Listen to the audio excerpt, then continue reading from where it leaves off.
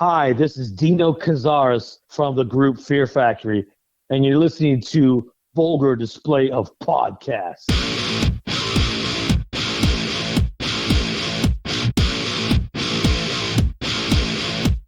God, give me a pause!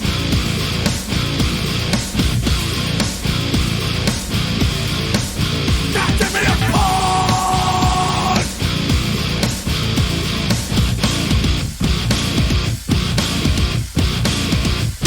See the light of the day has arrived for us. Genesis of our evolution. A linchpin holds within a means. Welcome to the Vulgar Display of Podcast. Got a full house Hey. here today. What's up, boys? What up? Yo.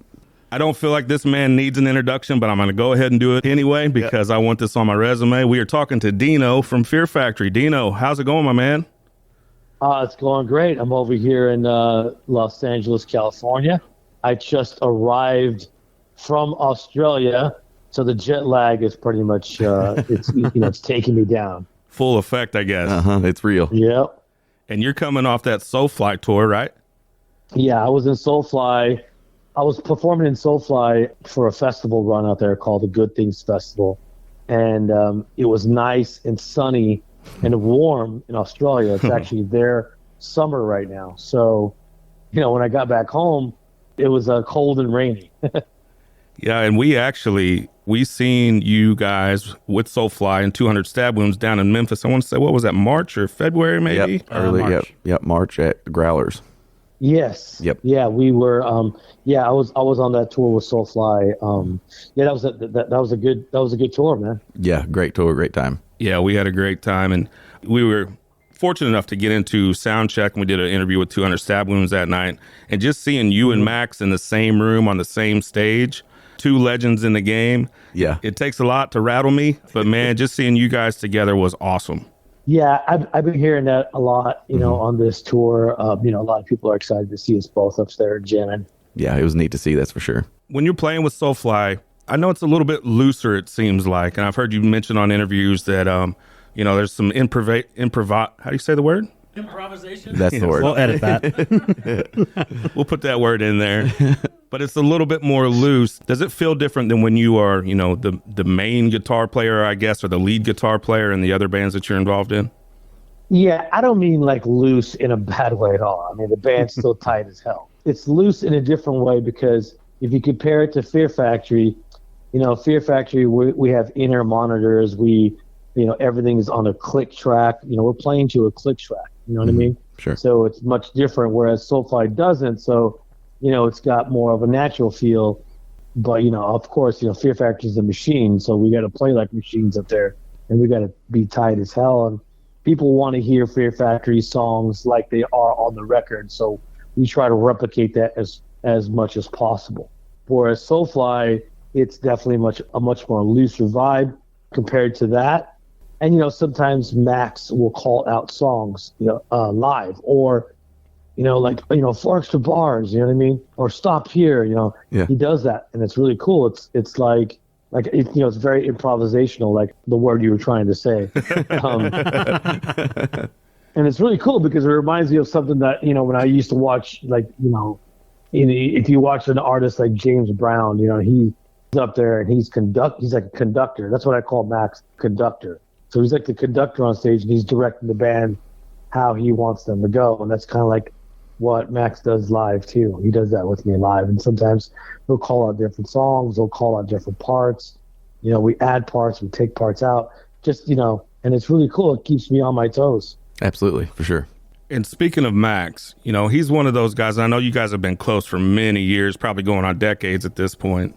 His importance to metal and the metal community, is he one of those guys? Does he belong, do you think, on the Mount Rushmore of metal? Is he one of near the top guys to you?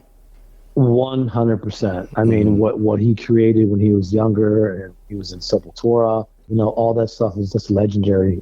People still love those classic records. You know what I mean? He definitely belongs up there with everybody else, like Ozzy, Dio, Dimebag Darrell, Vinnie Paul, the people like that. He definitely is up there. I'm hoping that I achieve that as well someday too. Oh, for sure. Yeah, I think you're there, buddy. Yeah, I think you've achieved that. Can we go back to the old days a little bit? Sure. You guys played the first, I think, official Ozfest back in maybe 1996, before it was even a national tour. Mm-hmm. Can you tell us a little bit about that experience and what that was like?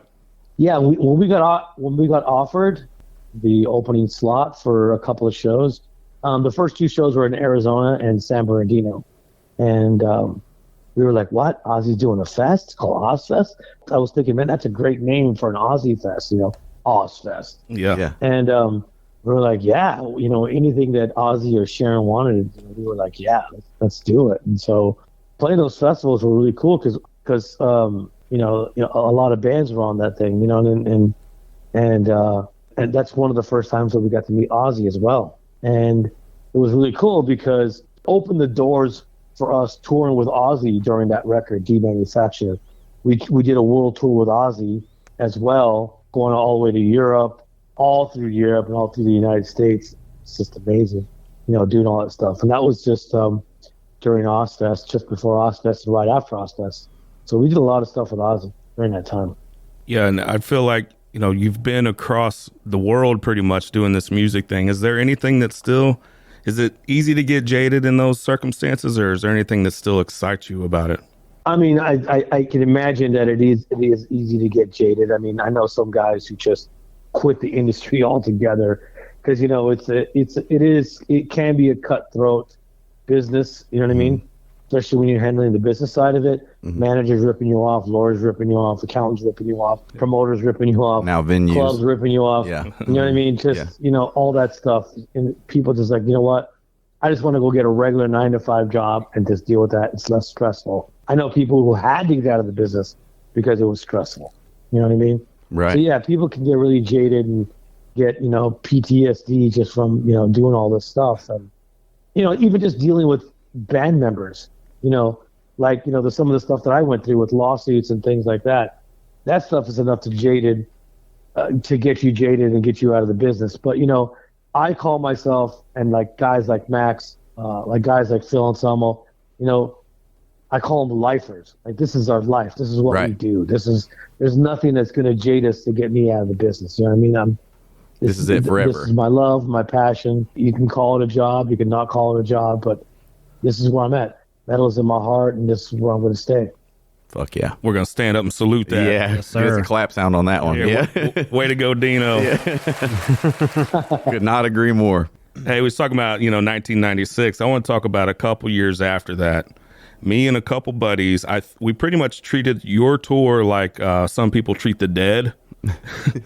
I think it was summer or fall of '99. Me and some buddies, we practically followed that tour with you guys and System and Static X and Head PE, pretty much all of the Midwest.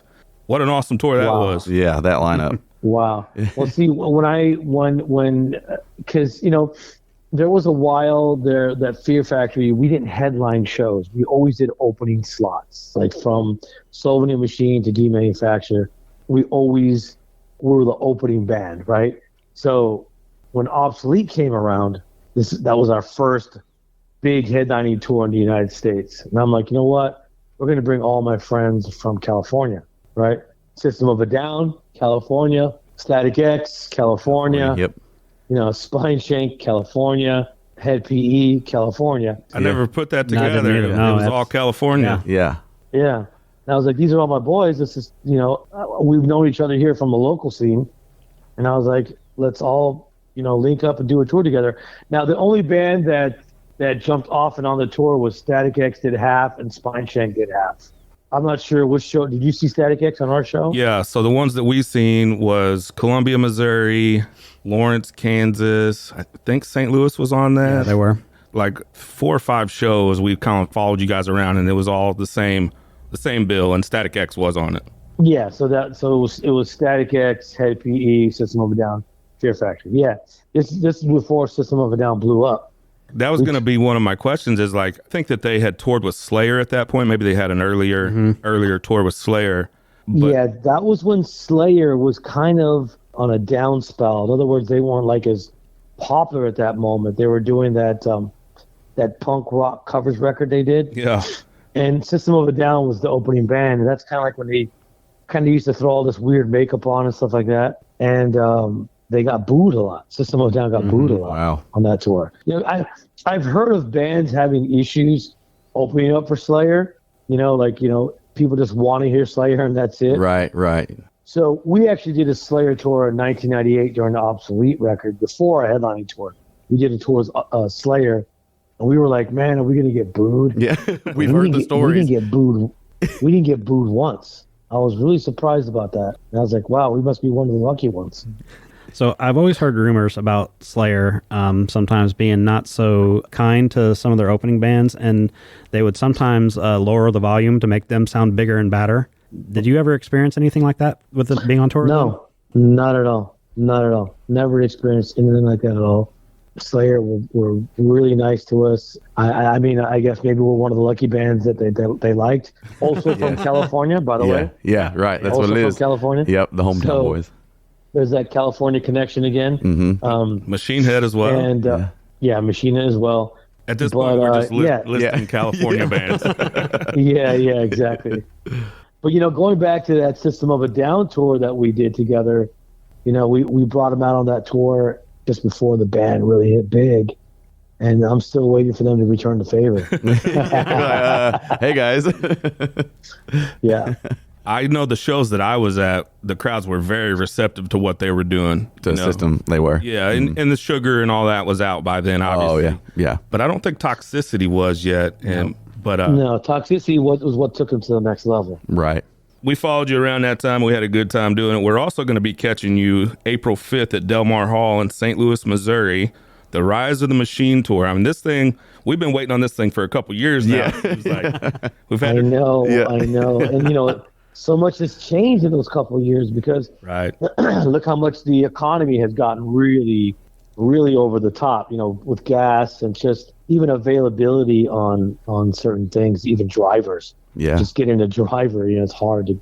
People really don't understand, you know, the costs that go into doing these tours. Everything affects you, whether it's venues taking a big cut of the merch sales to insane diesel and gas prices.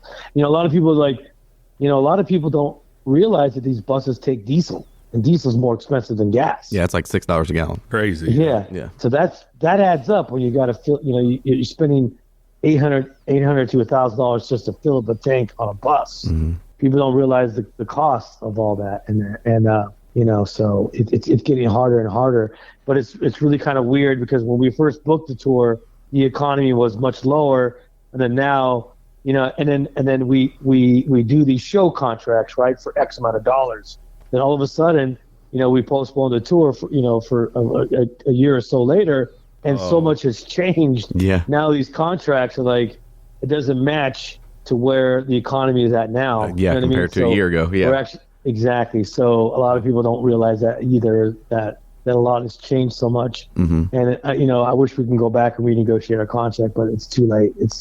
Can't do it. And it is what it is. So so we're going to be kind of like, we're just not going to be making the money that we would normally make, you know what I mean, to do that tour. But we still got to do it. We're committed to it.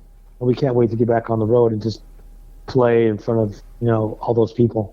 You know, that's one of the reasons I love you. I love your Twitter transparency, just how transparent you are with some of the things that you say and some of the things that you're vocal about that I think other people may have the same feeling, but they're not as vocal about it, because you're one of my favorite Twitter to follow just because, you know, a fan will ask you a question and it seems like you're just open and honest with them. Right.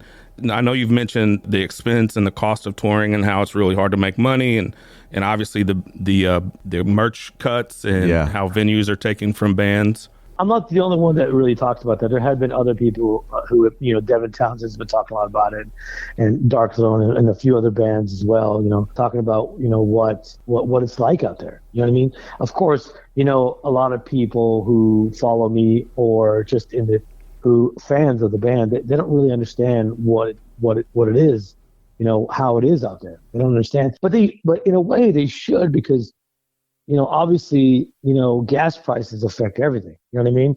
Food prices. You know what I mean? Food prices have gone insanely high, right? So, you know, people should be able to relate to it in that way.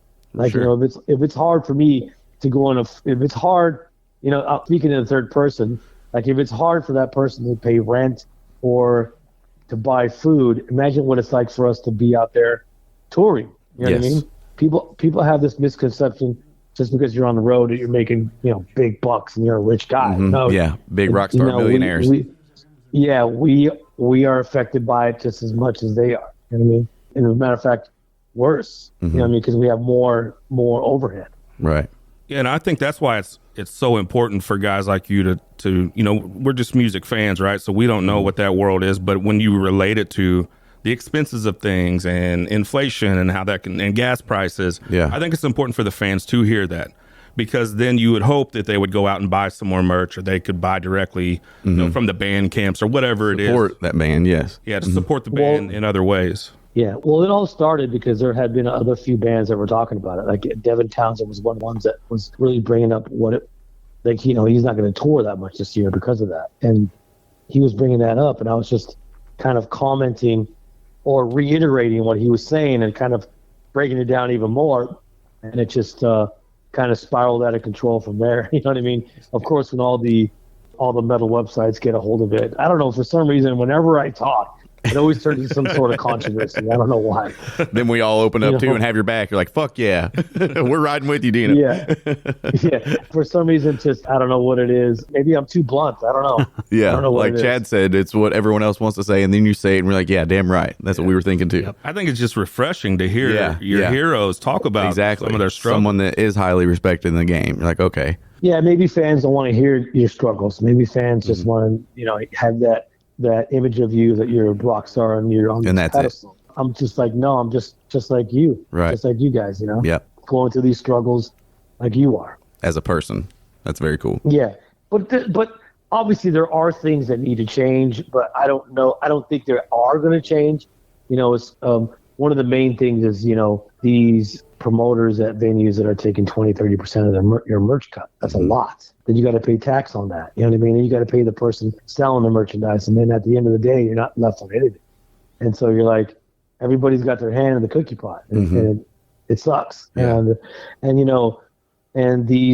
some of these promoters and some of these club venue guys, they gotta somehow compensate for their high prices of running a club or running the venue and their employees.